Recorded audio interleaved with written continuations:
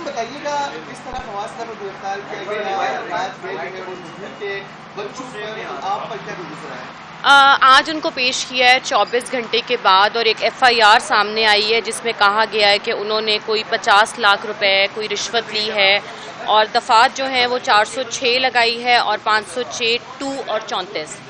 अब रिमांड की इस्तदा की गई है कि 2 दिन की दीजिए, लेकिन जैसे कि आपने देखा कि कापड़ा डाल के और हथकड़ी लगा के ही वो लेके आए हैं।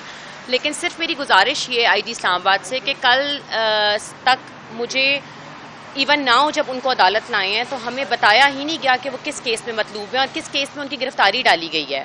तो वो FIR अभी उन्होंने डीसील की है और अभी बताया है कि ये केस रिश्वत लेने देने या करप्शन का है, और ऐसा मेरी आंखों के सामने मैं हल्फन कहती हूँ अल्लाह को हाजिर नाजिर जानकर कि ये FIR बिल्कुल बेबुनियाद है, ऐसा कुछ नहीं हुआ है।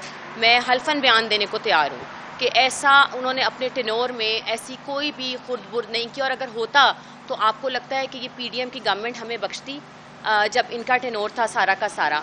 और मेरी IG इस्लामाबाद से बहुत मेरा शिकवा है कि मेरी बच्चियां और मैं जिस दुख और दर्द से गुजरे हैं इस 24 घंटे के टाइम पीरियड में, ये सिर्फ मैं जानती हूँ और मेरा अल्लाह जानता है।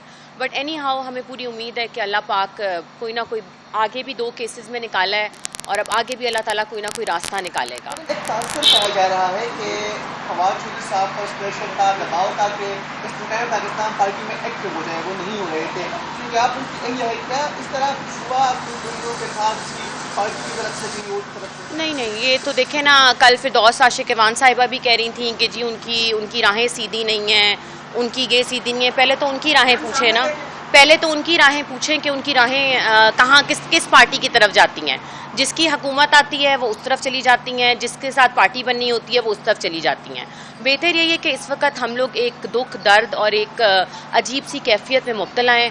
तो प्लीज़ इस तरह के कमेंट्स सोशल मीडिया के ऊपर भी बहुत से ट्रोलर्स बैठे हैं जो कि कह रहे हैं कि जी ये हो गया वो हो गया। ये हम ही जानते हैं कि जिस सिचुएशन से मैं गुज़र रही हूँ और मेरी बच्चियाँ गुज़र रही हैं, और उम्मीद यही है कि अल्लाह पाक कोई ना कोई इंशाल्लाह रास्ता निकालेगा।